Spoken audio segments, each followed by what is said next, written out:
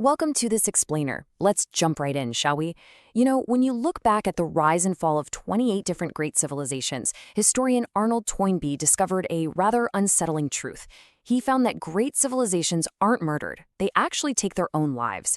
So today, we're going to explore exactly how modern democracies and complex societies decline. And spoiler alert, it's not through some dramatic, explosive event, but through a gradual, almost invisible institutional fade. We always seem to imagine societal collapse as this sudden, catastrophic Hollywood movie event, right? Like an asteroid hitting, or an alien invasion, or the entire power grid just shutting down overnight.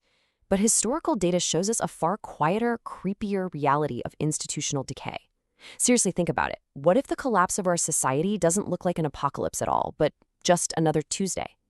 It's really about the normalization of weakened systems, where the surface looks totally fine, but the foundational pillars underneath are just rotting away. And this brings us to a pretty terrifying realization, perfectly summed up by Pulitzer Prize-winning historian Anne Applebaum. She points out that the real threat in our modern world isn't a sudden military takeover, no tanks in the streets. It's actually the methodical dismantling of democratic checks and balances by the people who are already in power. The decline starts completely legally. It's often kicked off by leaders who won totally legitimate elections, but then, slowly, they just begin taking apart the very systems that ensure free elections can even continue. Now, there's definitely a debate among experts about how this goes down. Some scholars, like Niall Ferguson, argue that empires are these complex systems that succumb to sudden, catastrophic malfunctions. But treating collapse strictly as an unpredictable shock totally obscures the long-term, invisible stressors.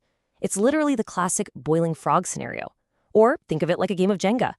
That tower doesn't fall because of the final block you pull. It falls because of all the invisible structural weaknesses created long before that. If we ignore the slow buildup of these vulnerabilities, we're totally unprepared when a seemingly tiny crisis finally pushes the whole system over the edge. Just look at the sheer scale of the historical data compiled by Cambridge researcher Luke Kemp. Systemic collapse isn't some super rare anomaly, it's a remarkably normal, cyclical thing. Whether we're talking about the massive, sprawling Roman Empire or just a tiny kingdom, the average lifespan of an ancient civilization is just 336 years. And honestly, there's absolutely no reason to believe that our modern global scale or our fancy technology gives us some kind of impenetrable armor against this exact same type of societal dissolution. So the million-dollar question is, why do they fall? Well, to figure out why societies fracture, we really have to look at systemic stressors. Anthropologist Joseph Tainter has this great theory. He proposed that societies are basically just problem-solving collectives. As they run into challenges, they grow more complex, they add more bureaucracy, more technology, more infrastructure, but eventually you hit a wall of diminishing returns. The sheer cost of maintaining all of that complexity simply starts to exceed the benefits.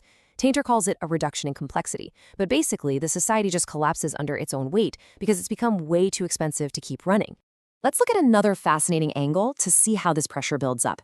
Peter Turchin's model of the wealth pump really explains this vulnerability. Turchin's research shows that when economic equilibrium gets thrown out of whack, inequality just surges. Prosperity starts flowing disproportionately straight up to the elites, while the broader public really struggles. But here's where it gets dangerous. This wealth pump creates an overproduction of elites. You end up with way too many frustrated, highly educated, wealthy aspirants fighting over a strictly limited number of power positions. And eventually, those frustrated aspirants harness popular resentment to turn against the established order, which locks the whole society into a devastating downward spiral of political instability. And, well, that brings us right to the present day. History tells us that when specific macroeconomic and environmental indicators spike, the likelihood of a collapse follows right behind. Today, we are seeing these exact same metrics trending steeply upwards. Global temperatures, GDP as a proxy for our complexity, our ecological footprint, and the share of global wealth held by the top 1%, they are all surging. We're literally mirroring the exact same stress tests that historically undid the Maya, the Akkadians, and the Roman Empire. So when these systemic stressors weaken a society's immune system, it essentially kicks the door wide open for modern democratic backsliding. And as researchers like Applebaum have documented, this isn't just random chaos. It's executed through a very specific, deliberate playbook. See, when people are deeply stressed out by inequality and a broken system, they get desperate for quick fixes. They become so much more receptive to leaders who promise them simple, easy solutions to incredibly complex problems. even if that means sacrificing fundamental democratic norms along the way. So, what does this autocratic playbook actually look like in real life? Well, it happens legally and super methodically. Step 1.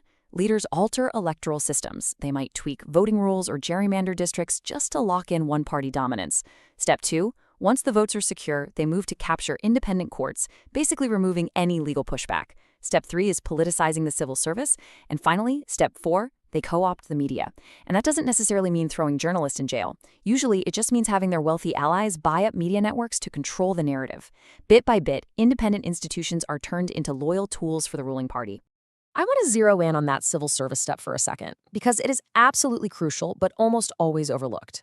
A true, functioning democracy completely relies on a meritocratic civil service. We're talking about the neutral, everyday experts managing governance, the folks who measure your local air pollution, manage city traffic grids, and regulate financial markets. When a leader leaning toward autocracy replaces those neutral experts with party loyalists, it totally poisons the independence of the government. It blurs the line between what's good for the state and what's good for the party, and that leads directly to worse public services and widespread systemic corruption. And a truly critical distinction in how a government runs emerges right here. It's the fundamental difference between the rule of law and rule by law. Under the rule of law, which is the absolute bedrock of any democracy, judges and courts make decisions based on a constitution that applies to everyone equally, no matter who you are. But under rule by law, the law basically just becomes whatever the leader dictates. It transforms into a weapon used to go after political enemies and protect loyal friends, completely bypassing any kind of true accountability. This institutional decay gets put on fast forward when personal financial interests merge with political power.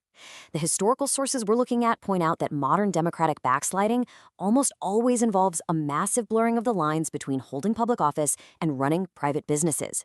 When a leader's own financial interests get tangled up with state policy, systemic checks and balances are entirely neutralized. It completely normalizes high-level corruption and triggers state capture. Before you know it, the system is pushed dangerously close to a wealthy oligarchy rather than a representative democracy. Now, you might naturally be wondering, if all of this is happening right out in the open, why does the public just allow this gradual erosion to take place? Why aren't alarm bells ringing in literally every single home? It's a really profound question. The erosion of our foundational institutions sounds like it should be super obvious, but history and current data show us that it rarely ever is. Basically, citizens are often blinded by what we can call the illusion of normalcy. First off, we're just completely exhausted by constant political polarization. Second, we're bombarded by deeply entrenched disinformation campaigns that just muddy the waters, making it incredibly hard to know what's actually true anymore. On top of that, autocracies falsely promise stability and security, which sounds highly tempting during chaotic times. And finally, as historian David Engels points out, people often just adopt a fundamentally apolitical or materialistic attitude. We stop wanting to be involved in messy politics as long as our immediate, everyday material needs are being met. Because of this powerful illusion, the decline is incredibly subtle. Elections might still happen. People still get up, grab their coffee, and go to work. The surface may look absolutely perfectly normal, but the underlying democratic systems, the courts, the press, the civil service, they are entirely hollowed out. As the BBC's Rachel Newer wrote, civilizations often simply fade out of existence. They become the stuff of history not with a bang, but with a whimper. The beautiful outer shell remains, but the core has entirely vanished. And in our modern, globally interconnected world, this fade carries unprecedented risks. Luke Kemp warns that we are climbing what he calls a rungless ladder. In the past, if a civilization collapsed, it was pretty localized. People could honestly just go back to farming the land. But today, with tightly coupled global supply chains and nuclear weapons, we've climbed incredibly high and the rungs below us have completely fallen away. A systemic collapse today could be terminal, an irreversible plunge that our highly complex societies simply cannot recover from. However, the historical evidence makes one thing very, very clear. We are not just helpless passengers on this ride. Societal resilience absolutely can be built, and it can successfully delay or completely prevent these historical patterns of ruin. So how do we do it? We diversify our economies so we aren't reliant on a single point of failure. We push for technological innovation to actively fight climate pressures. We implement sustainable resource management. And above all else, we maintain continuous, active civic participation. You literally have to participate if you care about the survival of the system. I really want to highlight this quote because it is the ultimate antidote to apathy. Anne Applebaum emphasizes, I don't believe in historical inevitability. We have to reject the idea that we're just stuck on some predetermined downward slide. Yes, democracies are inherently fragile, and they require an immense amount of tolerance. But their survival is entirely dependent on the continuous, daily civic choices that we make right now. The trajectory of history is dictated by our willingness to actually uphold the rules of the game. We know exactly what the autopsies of past empires look like. We know exactly how the quiet, methodical unraveling of a society's institutions operates. The warning signs, the rising complexity, the surging inequality, the politicization of neutral institutions, they're all totally mapped out for us. So the ultimate question really remains, when the foundational pillars of our own society begin to crack, will we recognize the slow fade and step up to fix them, or will we simply let the system slip away on just another Tuesday?